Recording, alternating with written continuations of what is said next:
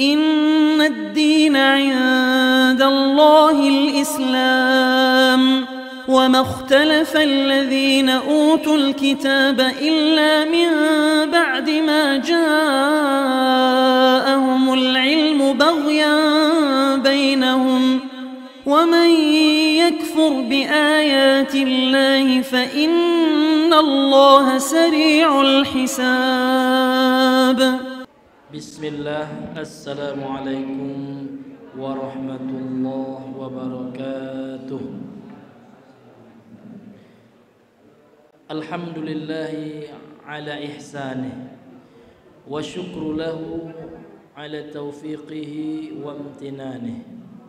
أشهد أن لا إله إلا الله وحده لا شريك له تعظيما لشأنه، وأشهد أن محمدا عبده ورسوله الداعي إلى رضوانه، صلى الله عليه وعلى آله وأصحابه وإخوانه. قال الله تعالى في القرآن العظيم: يا أيها الذين آمنوا اتقوا الله حق تقاته ولا تموتن إلا وأنتم مسلمون. Ma'asyiral muslimin wal muslimat rahimani wa rahimakumullah. Alhamdulillah, kita bersyukur kepada Allah Subhanahu wa taala atas seluruh nikmat yang telah Allah karuniakan kepada kita. Kemudian tidak lupanya kita bersalawat kepada Nabi besar Muhammad sallallahu alaihi wasallam. Ma'asyiral muslimin wal muslimat, jamaah salat maghrib rahimani wa rahimakumullah. Kita sekarang berada di salah satu bulan yang Allah muliakan. Kita berada di salah satu bulan haram.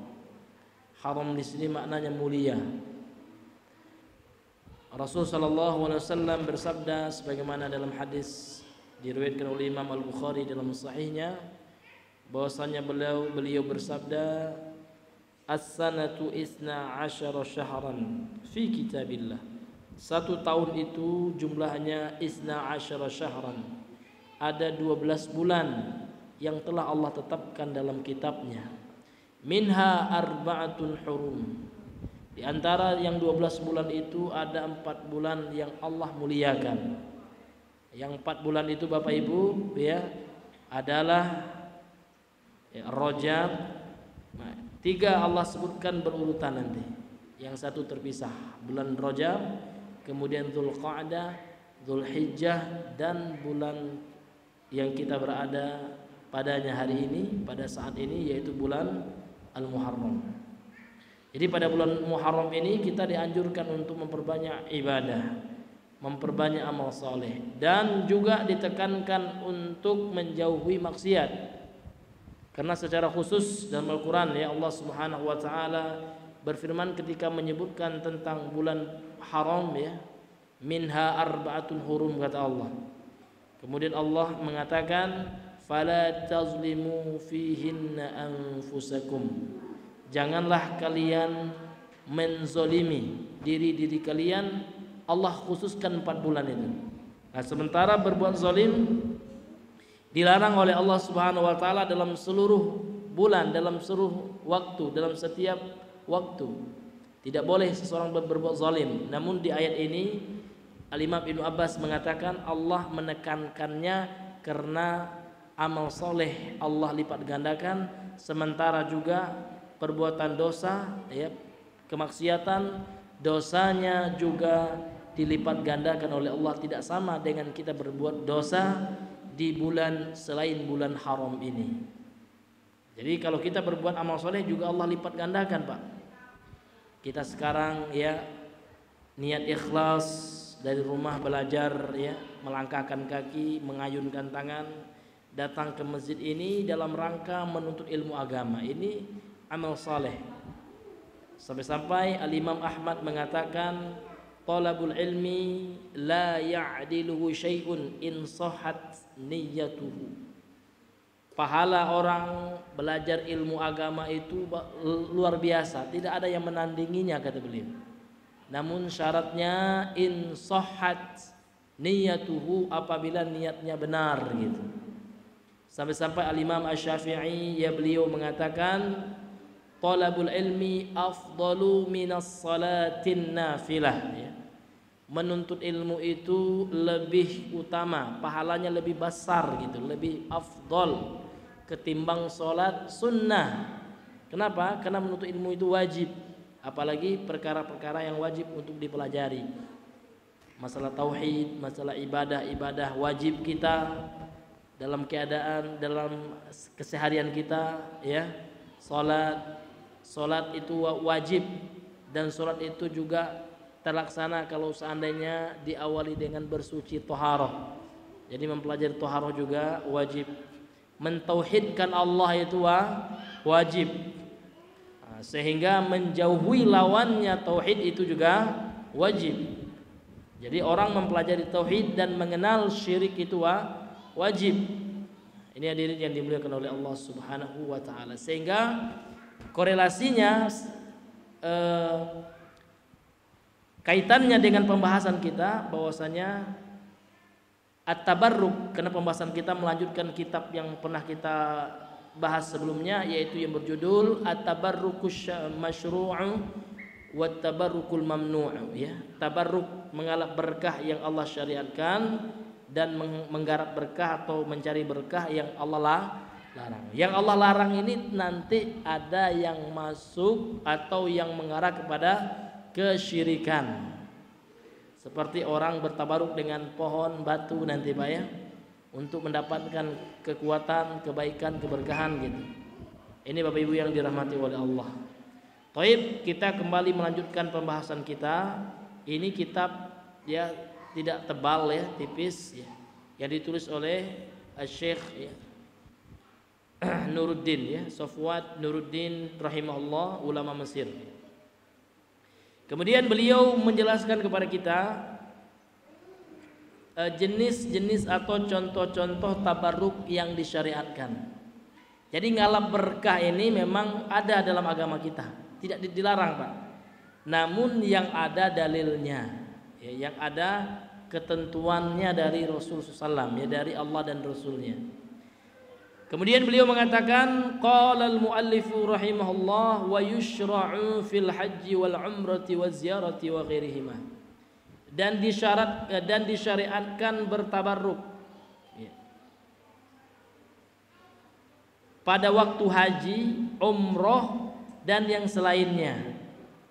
Jadi ketika seorang yang menunaikan ibadah haji, ibadah umroh, itu banyak ya sesuatu yang dia bertabarruk, ngambil berkah Pak. Iya. Ada yang disyariatkan nanti.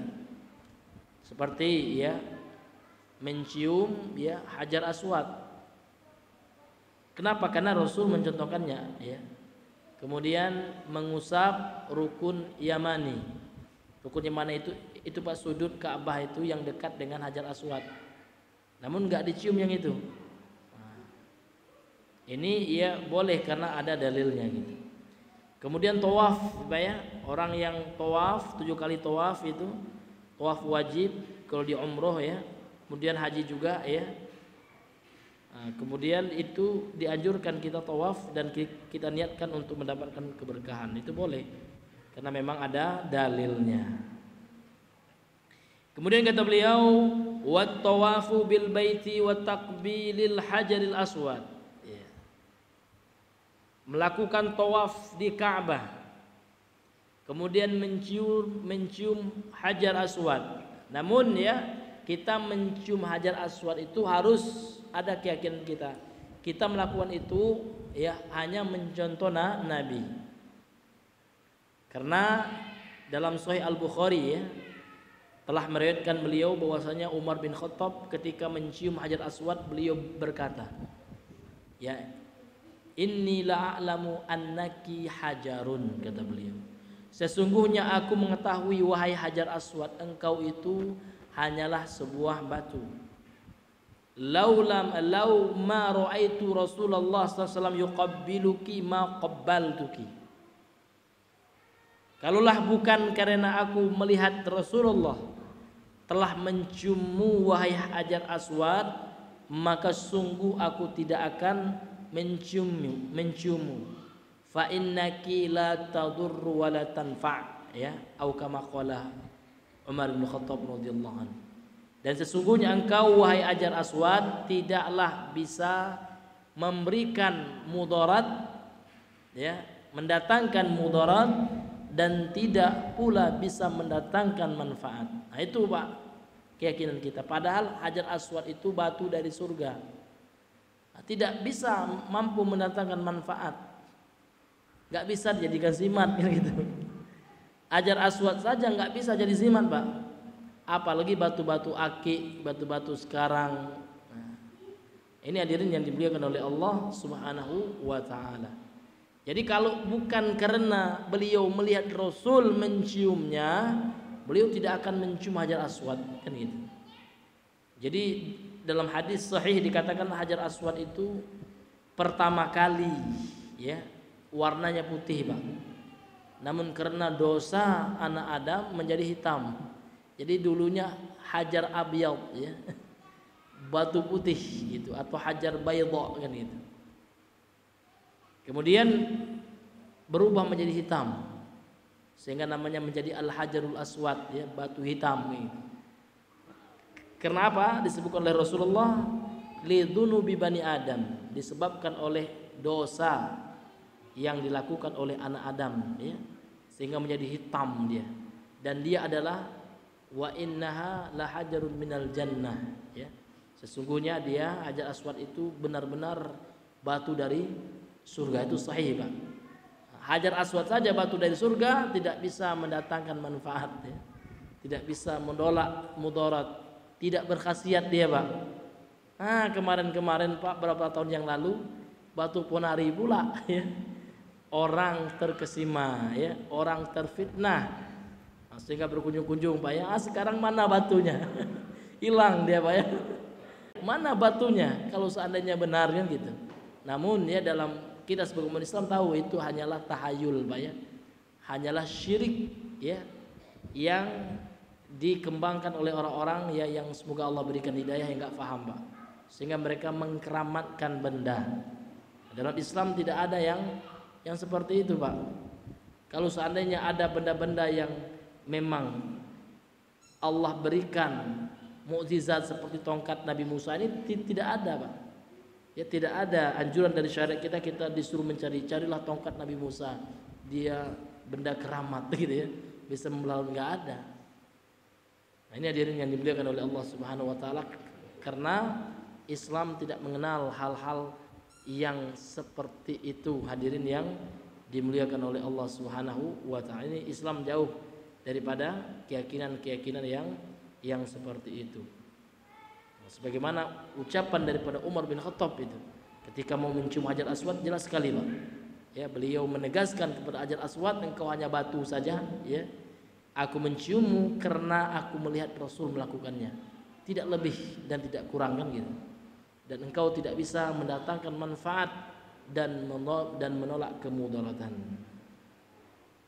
Kemudian hadirin yang dimuliakan oleh Allah, di antara yang disunnahkan awistilamihi bil yadi wa taqbiliha, ya, atau mengusap Hajar Aswad itu kalau nggak mampu kita menciumnya Pak, ya, karena mungkin berdesakan jemaah banyak, jemaah umroh lagi banyak gitu, maka disyariatkan kita untuk mengusapnya kalau nggak mampu menciumnya, atau menciumnya gitu. Au bi adatin kal asa, atau kalau nggak mampu juga kita menyentuhnya, ya, maka boleh menggunakan alat seperti tongkat. Jadi kita tunjuk dengan tongkat kita, kan gitu, kita beri isyarat, ya, ketika kita berputar, ya, mengelilingi Ka'bah, pas ketemu dengan Hajar Aswad, kalau nggak bisa menciumnya, nggak bisa pula mengusapnya, kita kasih isyarat dengan tongkat gitu. Nah, ini kita niatkan berkah boleh, karena setiap sunnah Nabi itu pasti punya keberkahan itu. Karena berkah itu Pak, ya, secara bahasa artinya ziyadatul khair, ya, kebaikan yang bertambah. artinya ada kebaikan di dalamnya gitu. Itulah yang berkah itu, Pak.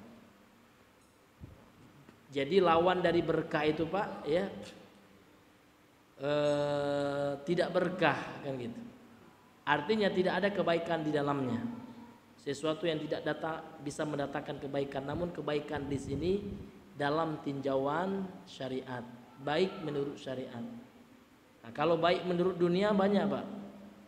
Ya, menurut dunia, menurut hitungan dunia, riba itu kan menguntungkan, Pak. Ya kan? Ya, kita kasih orang pinjaman 6 juta, nanti baliknya 10 juta. Ya kan? Enak gitu, tanpa kita ada usaha apa-apa, cukup uang sedikit kita kasih gitu. Namun dalam tinjauan agama itu salah gitu ya. Cara yang seperti itu. Ini hadirin yang diberikan oleh Allah. Baik menurut manusia, belum tentu baik menurut Allah Subhanahu wa taala.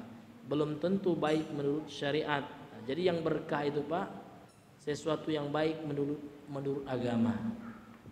Seseorang bertambah hartanya, bertambah pula semangat sodakonya, berarti berkah hartanya. Karena memang secara agama bersodakoh itu sangat dianjurkan. Ya, orang yang mampu namun pelit, ya, nah, ini orang yang akan Allah sulitkan kelak di akhirat. Karena orang seperti itu kurang yakin dengan janji Allah. Makanya ya dalam surah Al-Lail itu apa kata Allah Subhanahu wa taala? Ya, Allah Subhanahu wa taala yang pertama memuji orang yang bersedekah. Fa amma man a'ta wattaqa. Adapun orang yang memberi, bersedekah dan bertakwa gitu. Wasaddaqa bil husna. Al husna ulama tafsir mengatakan al jannah. Dan dia membenarkan surga. Karena memang orang yang bersedekah dengan ikhlas, mereka mengharapkan ridho Allah, mereka mengharapkan surga. Fasanuyassiruhu lil yusra, kata Allah. Fasanuyassiruhu lil yusra, maka kelak kami akan mudahkan dia untuk mendapatkan surga gitu. Allah mudahkan nanti perjalanannya di akhirat. Kehidupan akhiratnya itu mudah, Pak. Kehidupan kita di dunia ini nggak ada apa-apanya, Pak. Mungkin nggak sampai 1 detik di akhirat gitu ya. Iya, karena di akhirat itu lebih panjang lagi, Pak. Ada padang mahsyar, ada yaumul hisab, ya, yaumul jaza, ada ya hari kita menempuh sirat, itu lama. Nah, sedangkan di dunia ini 1 hari kita di akhirat itu berapa, Pak? Dalam sebuah riwayat dalam Al-Quran dikatakan 1000, dalam ayat yang lain dikatakan khamsina alfasanah, ya, ya, itu dikatakan 50.000 gitu ya. Itu 1 hari di akhirat dibandingkan dengan di dunia ini. Kalau dalam surah As-Sajdah Allah mengatakan alfasanah, 1000 tahun gitu. Ya kan, kana miqdaruhu gitu ya, ukurannya fi yaumin kana miqdaruhu alfasanatin mimma ta'udun, kata Allah. 1 hari di akhirat itu ukurannya dengan hari kita di dunia ini, ya kan, sama dengan 1000 tahun yang kalian hitung gitu. Ini luar biasa, Pak. 1 hari kelak di akhirat. Itu enggak 1 hari 2 hari, Pak. Ya, di padang mahsyar itu lama. Kemudian di yaumul hisab ketika Allah periksa itu berhari-hari, mungkin tahunan juga menurut kadarnya Allah kelak di hari akhirat gitu. Yang menyelamatkan kita adalah amal soleh kita dengan rahmat Allah Subhanahu wa taala. Karena rahmat Allah itu Allah mengatakan inna rahmatallahi qaribum minal muhsinin. Rahmat Allah itu dekat dengan orang yang berbuat baik gitu. Jadi kasih sayang Allah memang. Kita masuk surga bukan karena amal kita. Karena amal kita nggak ada apa-apanya, Pak. Walaupun ada orang beramal berpuluh-puluh tahun ya, maka dibandingkan 1 nikmat Allah saja nggak bisa dia bayar itu. Ya, nikmat Allah ciptakan sebagai manusia saja. Ya, ini luar biasa, Pak, nikmat Allah pilih menjadi makhluk yang terbaik ini. Allah pilih kita menjadi manusia ya, makhluk Allah yang terbaik. Ini nikmat, Pak. Coba kita bayangkan kalau seandainya Allah ciptakan kita menjadi ular gitu. Allah mampu gitu. Tentu kita menjadi manusia ini, masya Allah, kita bersyukur, Pak. Fi ahsani takwim gitu. Allah ciptakan kita dengan penciptaan yang paling ahsan itu. Enggak hanya terbaik, itu yang paling baik. Enggak hanya yang baik, terbaik. Ini isim tafdil ya, terbaik. Jadi Allah menciptakan kita menjadi makhluk yang terbaik. Nah, coba kita renungi nikmat penciptaan ini, Pak. Ya. Mungkin ya kita ya akan keterlaluan betul ya. Allah yang menciptakan kita, Allah yang memilih kita menjadi manusia yang terbaik. Kenapa kita masih ya berat untuk melaksanakan perintah Allah, yang mana perintah tersebut ya Allah bebankan sesuai dengan kemampuan kita. Allah tidaklah membebankan kita melainkan sesuai dengan kemampuan kita. Kalau kita nggak sanggup, nggak dibebankan oleh Allah. Kalau kita sakit, Pak ya, ya maka boleh kita sholat ya duduk. Ya sallu qa'iman fa illam yastati' ya fajalisan, kan seperti itu. Dan kalau seandainya nggak mampu juga duduk ya boleh berbaring. Maka Allah Subhanahu wa taala mengatakan fattaqullaha mastata'tum, bertakwalah kepada Allah sesuai dengan kemampuanmu. La yukallifullahu nafsan illa usaha. Yuridullahu bikumul yusra wa la yuridu bikumul usr gitu. Allah menginginkan atas kalian itu yang mudah, yang mampu untuk kita kerjakan, dan Allah tidak menginginkan yang sulit gitu, Pak. Ad-dinu yusrun, kata Nabi SAW ya, agama itu mudah sesuai dengan kemampuan. Namun kita yang malas ya, malas ya ke masjid ya, malas baca Al-Quran ya. Padahal ya minimal kalau kita bisa itu, Pak, kalau tidak mau dicatat sebagai orang yang lalai, kita baca 100 ayat. Man qara'a ya mi'ata ayatin lam yuktab minal ghafilin. Ini hadis sahih.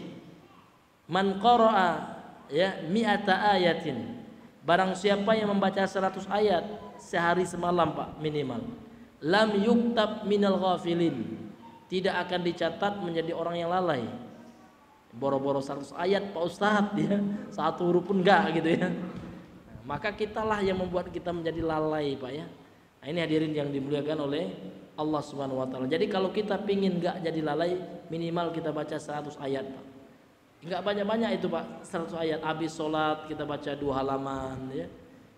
Kali 5. Itu mau 1 juz, Pak Ustadz ya. Ya lebih itu daripada 100 ayat, kan seperti itu ya. Nah, ini hadirin yang dimuliakan oleh Allah Subhanahu wa ta'ala. Dan Al-Quran itu semuanya berkah, huruf-hurufnya berkah ya, titik-titiknya pun berkah itu. Maka kalau seandainya kita baca Al-Quran tidak akan merugi ya orang yang ya mau membaca Al-Quranul Karim. Namun manusia banyak yang menjadikan Al-Quran hanya sebagai pajangan, Pak. Di HP-nya terkadang ada Al-Quran tidak dibaca juga ya. Lebih banyak lihat YouTube di HP atau lihat Al-Quran, Pak, atau lihat apa WA, mana yang lebih banyak? Nah, tentu yang banyak WA, Pak ya.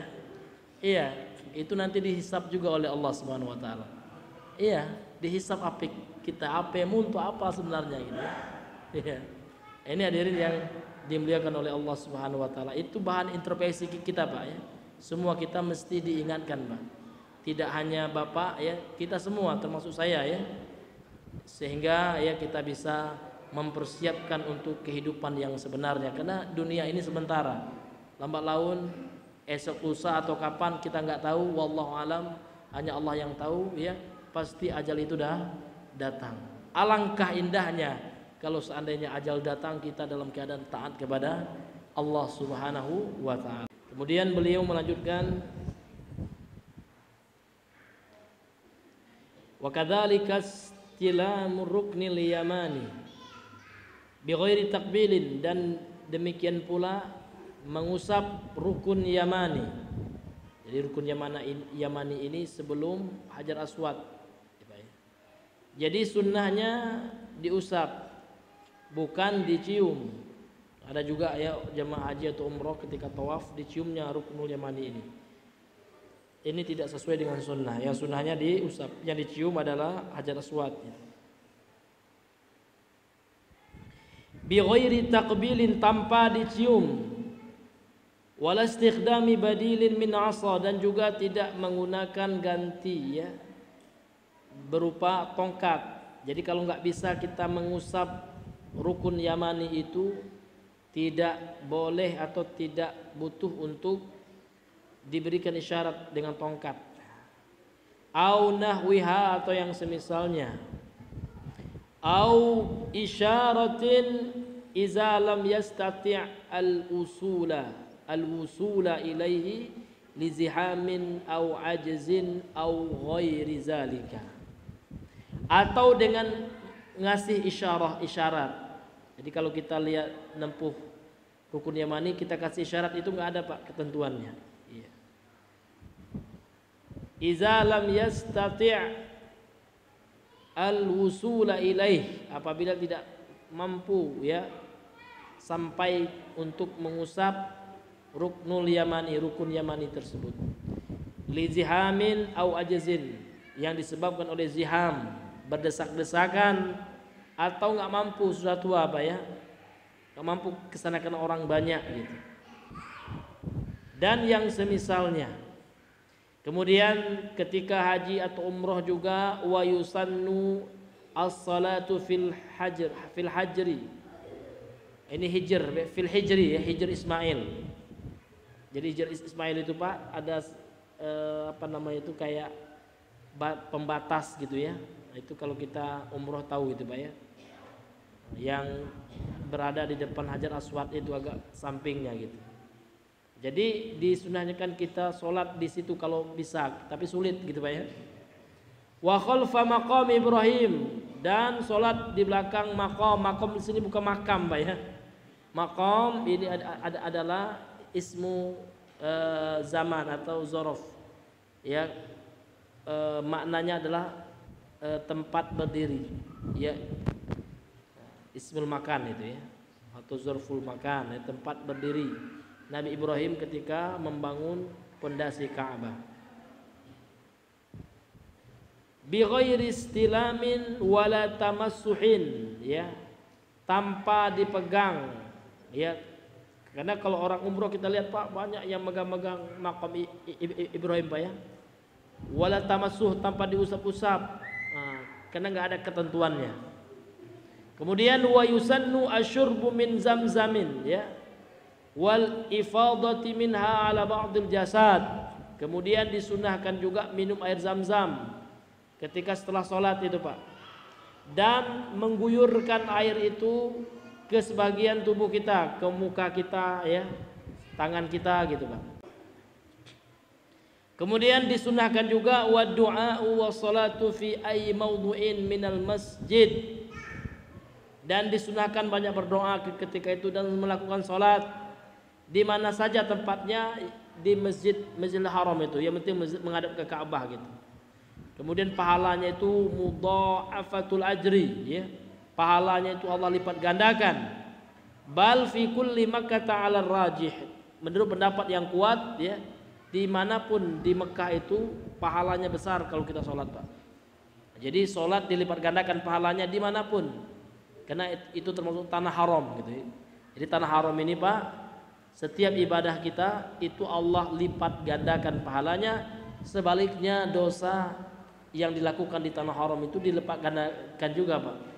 Kalau kita merokok ya di Indonesia kan berdosa. Nah, kalau di tanah haram dosanya Allah lipat gandakan kan gitu.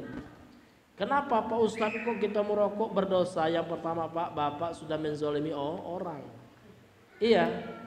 Karena terbukti Pak, menurut ilmu kedokteran bahwasanya perokok pasif itu lebih berbahaya daripada perokok aktif. Kita yang merokok ternyata bahayanya pada orang lain. Apalagi yang kita bahayakan itu anak kita. Alangkah zolimnya Pak. Yang kita bahayakan itu istri kita, orang tua kita di rumah. Memang nggak terasa gitu Pak.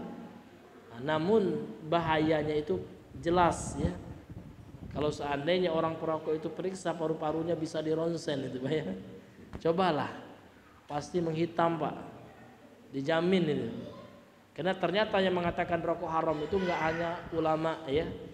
Orang kafir saja Pak. Lembaga Kesehatan Dunia WHO, World Health Organization gitu ya, juga mengharamkan rokok.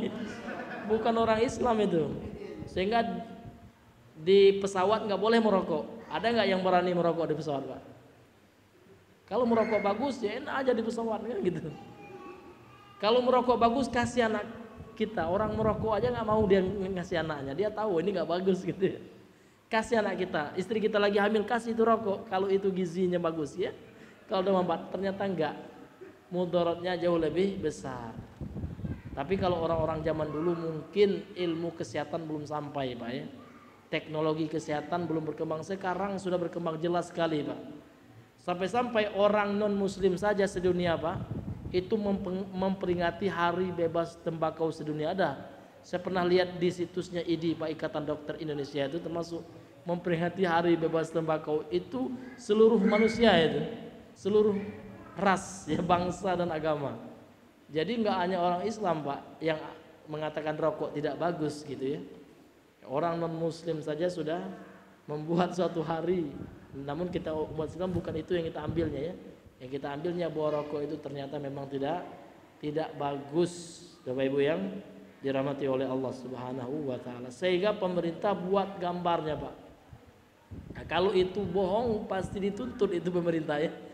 Lihat di bungkus rokok sekarang Pak. Ya kan gambarnya mengerikan.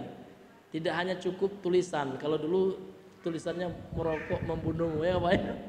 Sebelumnya merokok bisa merokok dapat gitu. Nah, kata temannya kan rokok dapat Pak gitu. Ini kan beli gitu ya.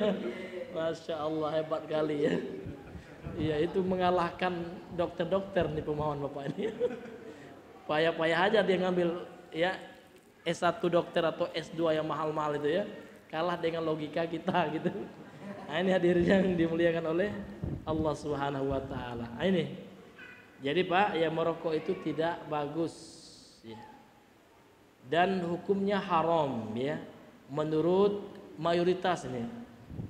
Ya ulama gitu, mayoritas. Ini hadirin yang dimuliakan oleh Allah Subhanahu wa taala. Bahkan ada ustadz yang bercerita ya. Iya, di mana itu Pak? Babi saja nggak mau dia makan pohon tembakau katanya. Ya, ada ustadz yang bilang gitu, masya Allah ya. Ya ini yang kita ambilnya itu ya, bahwasanya rokok itu ya luar biasa berdampak negatifnya Pak bagi kita. Maka kita sama-sama ya untuk menjauhkan generasi kita dari bahaya rokok. Sekarang rokok ini buat orang tidak beradab Pak. Zaman dahulu anak sekolah itu kalau merokok sembunyi-sembunyi dia Pak, malu dia sama guru. Zaman sekarang masya Allah, nauzubillah Pak ya, depan gurunya gini aja dia. Wah, ya tidak ada lagi adab tata krama dengan guru. Guru yang ditawarnya rokok Pak. Iya, masya Allah ya. Ini luar biasa Pak ya. Ini yang mesti kita waspadai ya, yang bisa merusak kita dan bisa merusak orang lain gitu. Kemudian Bapak Ibu yang dirahmati oleh Allah Subhanahu wa taala, ini masih berkenaan dengan ibadah haji dan umroh. Kemudian kata beliau, wa yushra'u sa'yu baina Safa wal Marwata wad du'a 'alaihima. Kemudian disyariatkan juga melakukan sa'i, lari-lari kecil Pak ya, antara Safa dan Marwah. Kemudian berdoa, wal isra'u fi batnil wadi. Kemudian disunahkan juga agak dicepatkan agak larinya gitu Pak ya. Nah, sekarang sudah ada lampunya gitu. Sudah dikasih oleh pemerintah Arab Saudi sehingga tahu kita di mana kita harus lari kejar lampu yang berwarna hijau itu. Kemudian kata beliau, wa kullu ma sabaqa la yuqayyadu biwaqtin innama yushra'u lil muslimi da'iman fi hajjin aw umratin aw ghairiha illa sa'i. Dan setiap yang beliau jelaskan sebelumnya itu tidak terkait dengan waktu tertentu. La yuqayyadu biwaqtin, ya, tidak terkait ya dengan suatu waktu gitu. Jadi kalau seandainya orang ingin tawaf kapanpun boleh gitu Pak. Baik itu ingin malam, tawafnya siang. Kalau kita umroh Pak, qadarullah datang di Saudi malam, langsung boleh umroh. Nah, kecuali nanti sa'i. Kalau sa'i itu mesti setelah tawaf gitu Pak. Fala yakunu illa ba'da tawafin wajibin. Sa'i itu hanya bisa dilakukan setelah tawaf wajib. Kama yushra'ul mabitu bimina. Demikian juga ibadah haji Pak, disyariatkan untuk mabit bermalam di Mina fi lailati Arafah, pada malam Arafah. Kapan malam Arafah Bang? Tanggal 8 Zulhijjah. Karena hari Arafah itu tanggal 9 Zulhijjah. Kalau mau haji itu harus hafal itu. Kalau enggak berdosa Pak. Ya, kalau kita mau haji, ilmu tentang haji harus sudah kita pahami. Wajib itu. Karena wajib itu hukumnya wajib bagi yang mampu. Man istata'a ilaihi sabil, kata Rasulullah. Yang mampu melakukan perjalanan, baik itu mampu finansial, mampu kesehatan. Jadi ibadah haji itu wajib hukumnya, termasuk rukun Islam itu yang kelima. Bagi mampu. Jadi kalau kita sudah mampu Pak, apalagi yang sudah daftar, kalau nggak belajar fikih haji berdosa dia.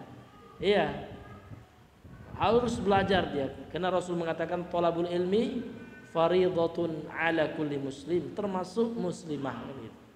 Menuntut ilmu itu wajib atas seluruh muslim, juga muslimah. Ilmu yang mana? Ulama mengatakan ilmu yang wajib diamalkan. Mulai dari ilmu tauhid, mengenal tauhid, mengenal syirik. Syirik wajib untuk ditinggalkan. Jadi ilmu yang wajib untuk diamalkan dan wajib untuk ditinggalkan itu wajib. Ilmu tentang al-kabair, ilmu tentang dosa-dosa besar. Ada ulama kita Imam Az-Zahabi rahimahullah tulis buku judulnya Al-Kabair, dosa-dosa besar itu wajib Pak. Karena kita wajib meninggalkan dosa. Karena yang haram itu definisinya itu adalah ma yusabu tarikuhu imtisalan wa yu'aqabu fa'iluhu. Orang yang meninggalkannya niatnya ikhlas karena Allah diberikan pahala, yang melakukannya mendapat dosa, diiqab, disiksa oleh Allah, diancam dengan siksaan. Jadi kita wajib mempelajari setiap apa yang Allah haramkan supaya kita tidak terjatuh ke dalam itu. Nah, sehingga ulama ya menulis buku Pak ya yang judul bahasa Indonesianya Ensiklopedi Larangan. Itu bagus Bapak beli itu ya. Ya, Ensiklopedi Larangan. Jadi buku itu kayak kamus gitu ya.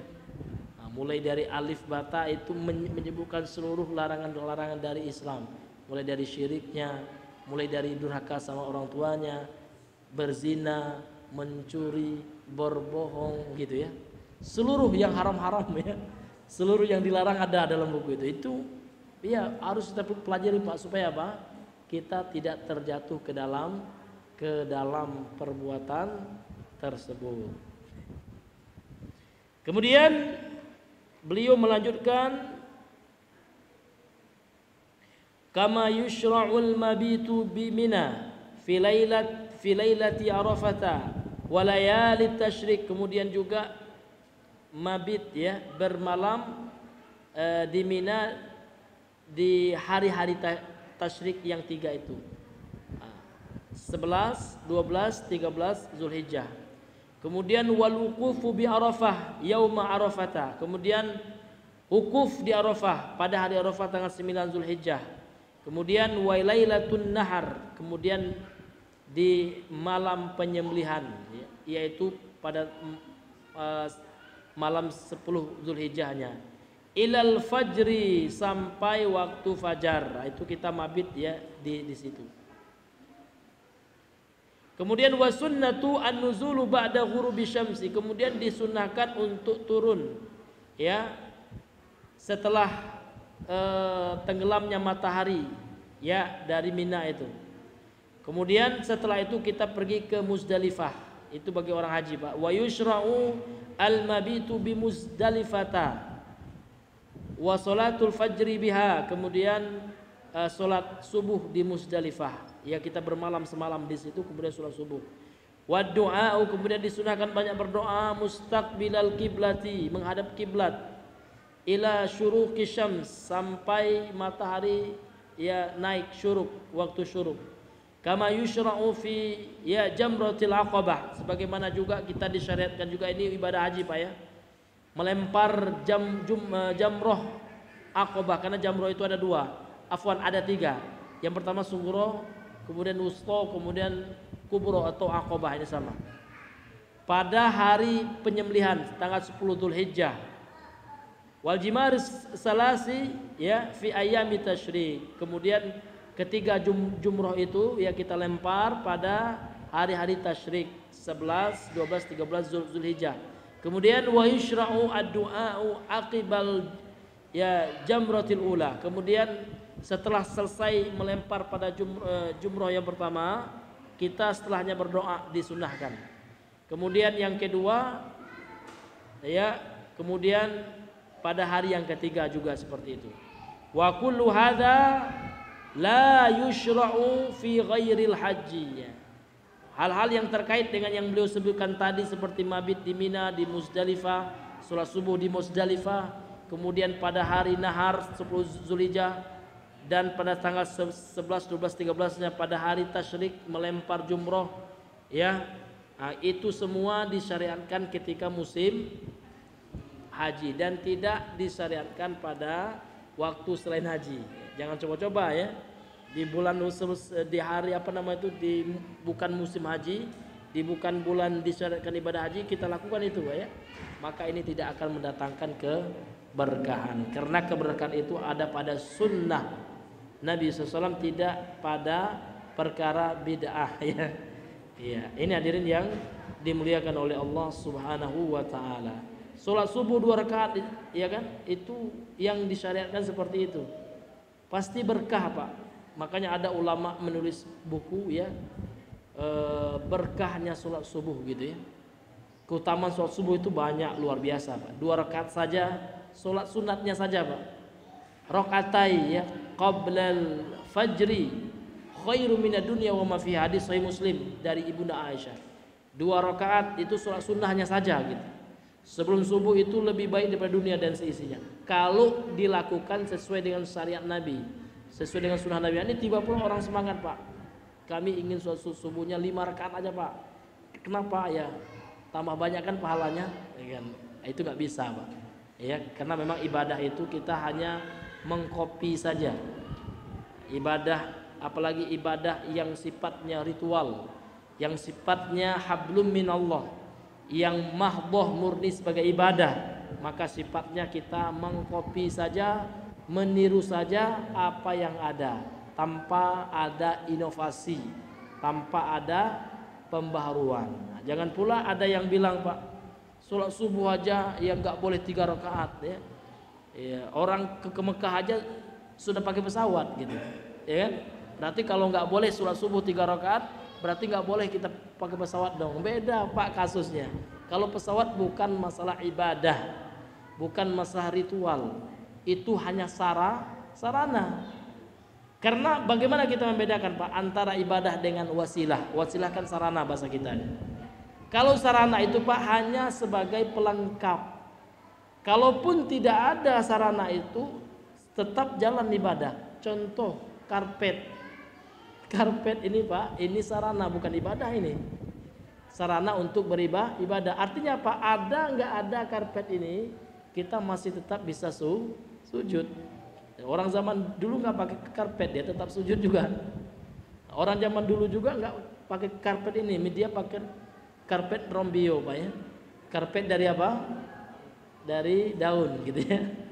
Itu sarana, Pak. Begitu juga pesawat, ada nggak ada pesawat, orang tetap naik haji, ya kan?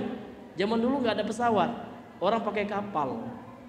Ya, zaman dulunya nggak ada pesawat, orang pakai perahu katanya, ya kan? Nah, ini, tapi tetap ya, karena memang itu bukan ibadah. Jadi jangan dianalogikan ibadah dengan yang bukan ibadah. Dikit-dikit bid'ah, yang bid'ah itu Pak, yang masalah ibadah. Bapak bikin sholat maghrib 5 rakaat itu bid'ah ya. Bapak bikin ya berzikir sambil joget-joget gitu, itu bid'ah juga. Bukan zikirnya yang salah Pak, zikirnya ibadah.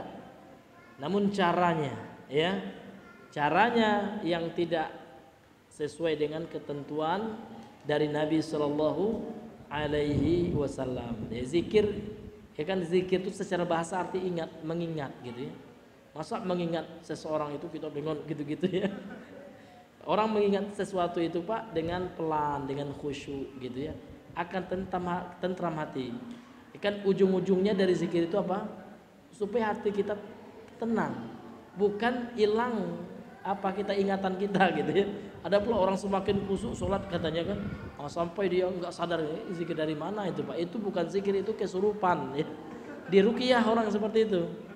Ya, mungkin kemasukan jin kan gitu. Karena kalau zikir itu Pak, bahkan disebutkan dalam hadis sahih ini ya, tentang 7 golongan yang dapat naungan kelak di padang mahsyar. Nah, yang ketujuhnya kata Nabi, warajulun ya dzakarallaha khalian, seseorang berzikir kepada Allah sendiri, enggak ada orang yang lihat. Apa yang dilakukan? Fafadat ainah, menetes air matanya sambil zikir, ingat dosanya, sampai istighfar astagfirullah, nangis dia. Nah, itu Pak, seperti itu, khusyuk dia, nggak ada orang yang tahu, hanya Allah dengan dia saja. Bangun malam tahajud dia, ya bukan dia meraung-raung muki-muki nggak sadar diri. Bagaimana mau khusyuk gitu? Khusyuk itu Pak, kita betul-betul ingat kepada Allah, kita betul-betul kita ingat dosa kita, astagfirullah, kita ingat dosa kita dengan penyesalan, hanya mengalir air matanya kan gitu. Itu yang orang yang khusyuk. Orang khusyuk itu konsentrasi maksudnya. Kalau yang nggak khusyuk kan nggak konsentrasi dia Pak ya. Pas zikir yang diingatnya ya kan kebun sawitnya. Ini kebun sawit di paling orang taman ini ya.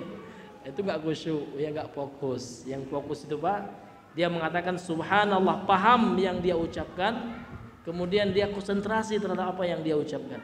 Subhanallah, apa arti subhanallah? Suci dari apa? Nah, itu harus tahu kita ya. Suci dari segala sifat yang nggak layak bagi Allah. Subhanallah, Allah itu berbeda dengan makhluknya. Ya kan, Allah nggak sama dengan makhluknya. Kita sucikan Allah. Allah itu maha besar, maha agung kan gitu. Jadi kita baca itu, kita hadirkan niat kita. Kita sadar, itu yang orang ingat itu, sadar dia. Nah, ini kalau ada orang yang zikir sampai dia ya goyang-goyang, bahkan ada yang sampai pingsan gitu ya, nggak sadarkan diri. Ini betul diluruskan yang seperti itu ya. Ini hadirin yang dimuliakan oleh Allah Subhanahu wa taala. Kemudian kata beliau, amma fil madinatin nabawiyah al munawwarah, adapun pada kota Madinah al munawwarah, kota Nabi yang bercahaya, ala sakiniha afdalus salati wassalam, atas orang yang menempatinya, yakni Rasulullah sallallahu alaihi wasallam. Kemudian fayushra'us safaru ilal masjidin nabawi, disyariatkan untuk berpergian safar ke Masjid Nabawi. Wassalatu fihi, salat di dalamnya, karena salat di dalamnya itu pahalanya lebih besar daripada salat yang selainnya ya, dan yang selain Masjid Al-Aqsa dan Masjid Al-Haram gitu. Wa yushra'u qasdur raudhati wa hiya bainal masjid wal bait, kemudian juga disyariatkan supaya kita bisa berdoa Pak, meniatkan berdoa di raudhah. Raudhah ini tempat mustajab berdoa, sebutkan dalam hadis ya. Yang letak raudhah itu adalah antara masjid Nabi dan rumahnya, kemudian lagi antara rumah Nabi dan mimbarnya Nabi sallallahu alaihi wasallam. Li hadisin Nabi sallallahu berdasarkan hadis Nabi sallallahu alaihi wasallam, ma baina baiti wa mimbari raudhatun min riyadil jannah, kata Rasulullah, apa yang berada di antara rumah dan mimbarku terdapat taman dari taman-taman surga, yang dianjurkan banyak berdoa di tempat itu karena itu tempat mustajab dalam berdoa. Ya, kalau sekarang Pak pakai antri ya Pak ya. Kalau kita umroh gitu ya, kalau ingin berdoa di Raudhah itu mesti sudah didaftarkan oleh pengurus travel kita gitu. Saking banyaknya gitu ya. Karena memang ya disyariatkan. Kama yushra'u ziyaratu qabrin Nabi sallallahu alaihi wasallam. Sebagaimana juga disyariatkan ziarah kubur. Ini ada orang bilang Wahabi enggak boleh ziarah kubur, dari mana gitu Pak ya? Di sini ya. Kalau orang yang nuduh Wahabi ya, tapi kan kita nggak merasa Wahabi gitu ya. Iya, karena kita adalah Muslim. Ahlus sunnah wal jamaah itu hanya tuduhan saja. Iya, nggak boleh ziarah kubur Nabi, siapa yang bilang gitu Pak gitu ya? Mana buktinya kan gitu? Ini jelas sekali disyariatkan. Boleh, jangankan kubur Nabi, kubur mama kita aja boleh gitu ya. Selama kuburan kaum muslimin. Kalau orang non muslim ya baru gitu ya. Tidak diizinkan, disebutkan dalam hadis Nabi sallallahu alaihi wasallam. Apalagi kuburan Nabi bolehlah gitu ya. Nah, namun ada adab-adabnya gitu. Kita tidak boleh minta sama Nabi. Kita ziarah kuburan Nabi, kita mendoakan beliau. Dan kita mengucapkan doa masuk kubur itu kan doa itu. Assalamu alayka ya ahlad diyar kan gitu. Doa yang paling pendek itu Pak ya. Kan kita berdoa kepada Allah, ya Allah berikanlah keselamatan atas engkau ini, atas orang yang dikubur ini, atas penghuni kubur, kan seperti itu. Wa nahnu insyaallahu bikumul lahiqun, dan kami insyaallah akan mengikuti kalian. Kalian sudah berada di alam barzakh, kelak kami juga akan mati, kan gitu. Itu doanya. Ini hadirin yang dimuliakan oleh Allah. Jadi bukan kita ke kuburan Nabi itu minta ya Rasulullah tolong kami, nggak boleh gitu Pak. Nah, di situ yang nggak bolehnya. Atau kita ngalap berkah, karena Rasul nggak bilang di kuburannya itu ada berkahnya, enggak. Namun Nabi menyuruh kita ziarah kubur untuk mengingat kematian. Nabi saja manusia terbaik juga meninggal. Nabi saja makhluk yang paling Allah cintai, yang paling mulia, ternyata sudah di alam kubur. Apalagi kita yang penuh dosa, ya kita juga akan mati, kita juga akan memasuki alam barzakh, alam kubur, dan berada di lubang kubur tersebut gitu. Itu untuk itu Pak kita ziarah kubur, untuk mengingat kematian dan untuk mendoakan orang yang dikubur itu, bukan minta didoakan gitu ya. Mbah tolong doakan aku Mbah, belum dapat jodoh nih Mbah, udah jomblo udah umur 40 nih Mbah gitu ya. Itu yang nggak boleh Pak, itu yang kita larang gitu ya. Kenapa? Karena Rasulullah mengatakan faiza sa'alta fas'alillah, kalau minta itu hanya kepada Allah gitu. Kalau mohon pertolongan kepada Allah. Ya, jangan kita memohon pertolongan kepada selain Allah. Itulah yang disebut dengan syirik dalam berdoa gitu Pak ya. Karena syirik itu banyak jenis dan contohnya. Termasuk syirik dalam berdoa. Karena Allah itu pingin kita berdoa hanya kepada Allah. Wa qala rabbukum ud'uni astajib lakum, itu. Dan Tuhanmu telah berfirman Allah gitu, ud'uni, berdoa kepada aku saja kan gitu. Berdoa hanya kepada Allah gitu. Maka Allah akan mengabulkan doa kita. Jangan kita berdoa kepada selain Allah. Walaupun kepada Nabi, kepada malaikat enggak boleh, Pak. Wahai Jibril ya, sudah 20 tahun menikah gak dapat anak nih Jibril ya, tolong kasih anak. Jangan, hanya Allah yang mampu gitu. Di situ letak kesyirikan. Terkadang seperti itu Pak, Bapak Ibu yang dirahmati oleh Allah Subhanahu wa ta'ala. Kemudian kata beliau, kemudian juga disunnah, disyariatkan berziarah wa qabrai sahibai, berziarah kepada dua kuburan sahabat beliau yang dikubur di samping kuburan Nabi ini, Abi Bakrin wa Umar radhiyallahu anhuma, wassalamu alaihima, kepada kuburan Abu Bakar ya Umar gitu. Semoga keselamatan atas mereka berdua. Kemudian beliau mengatakan wala yushra'ud du'a'u wala tamassuhu, ya, dan tidak disyariatkan berdoa kepada kuburan, enggak boleh. Kepada orang yang meninggal kita minta doa, enggak boleh. Kita yang mendoakan disyariatkan Pak, dianjurkan.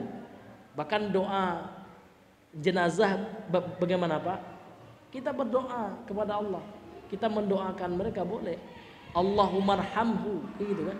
Allahumma ighfir lahu warhamhu wa'afi wa'fu anhu itu. Kan artinya itu apa? Kita mendoakan mereka, Allahumma ighfir lahu, ya Allah ampuni dosa orang yang meninggal ini. Warhamhu, rahmatilah dia ya Allah. Ya kan? Wa'fu anhu, kemudian maafkanlah dosanya. Kita doakan gitu. Bukan kita minta doa, Pak. Banyak orang di situ, Pak, ya, yang kita berikan arahan gitu. Kalau kita ziarah kubur, Pak, jangan minta doa sama orang yang meninggal itu ya. Kita yang mendoakan mereka. Ini hadirin yang dimuliakan oleh Allah Subhanahu wa taala. Kemudian juga tidak boleh tamassuh. Tamassuh itu, Pak, ya mengusap-ngusap kuburan ya. Bahkan mencium kuburan. Dikiaskan dengan Hajar Aswad ya. Hajar Aswad aja boleh dicium, katanya apalagi kubur nggak bisa, Pak. Nggak bisa dianalogikan gitu ya. Ini masalah ibadah gitu ya. Ya, ada pula orang ya, masa Hajar Aswad aja boleh dicium, kubur Nabi nggak boleh gitu. Ini hadirin yang dimuliakan oleh Allah Subhanahu wa taala. Ini ya hal-hal yang mesti kita perhatikan dalam bertabarruk gitu. Jadi kita bertabarruk kepada yang disyariatkan saja. Kemudian kama yusannu ziyaratu masjidi Quba was salatu fihi. Disunahkan juga menziarahi Masjid Quba di Madinah itu dan sholat di dalamnya. Kemudian wa ziyaratul baqi'i wassalamu ala ahli, ziarah ke perkuburan Baqi'. Ziarah kubur itu boleh, Pak, selama ziarahnya itu tidak ada perkara yang melanggar syariat. Wa du'a'u lahum bil maghfirati wa rahmah, dan mendoakan mereka ya yang dikubur di perkuburan Baqi' itu dengan ampunan dan rahmat Allah. Kita mendoakan mereka gitu. Allahumma ighfir lahum warhamhum kan gitu. Wa'fu anhum gitu. Kemudian wa yusannu ziyaratu syuhada'i Uhud. Disunahkan juga menziarahi ya orang yang meninggal, sahabat yang meninggal ketika perang Uhud. Lissalami alaihim, untuk ya mendoakan keselamatan atas mereka. Wa du'a wal istighfaru lahum, berdoa kepada Allah untuk mereka gitu, dan memohon ampunan untuk mereka kepada Allah Subhanahu wa taala. Inilah Pak ya perkara-perkara yang berkaitan dengan tabarruk ketika haji atau ketika umroh. Ini perkara yang disyariatkan dan perkara-perkara yang tidak disyariatkan yang mesti kita mengetahuinya, sehingga Pak kita tidak salah tabarruk gitu ya. Kalau kita salah tabaruk tidak dapat pahala, Pak, dosa yang dapat. Namun kalau tabaruk kita benar, ngalap berkah kita benar, tentu pahala yang akan kita raih dari sisi Allah Subhanahu wa taala. Nampaknya sudah banyak yang mengantuk nih, Pak ya. Iya, karena sudah jam 8:30 ini ya. Maka untuk itu ya kita cukupkan dulu sampai di sini. Kita tutup dengan doa kafaratul majlis. Subhanakallahumma bihamdika asyhadu an la ilaha illa anta astaghfiruka wa atubu ilaik. Assalamualaikum warahmatullahi wabarakatuh.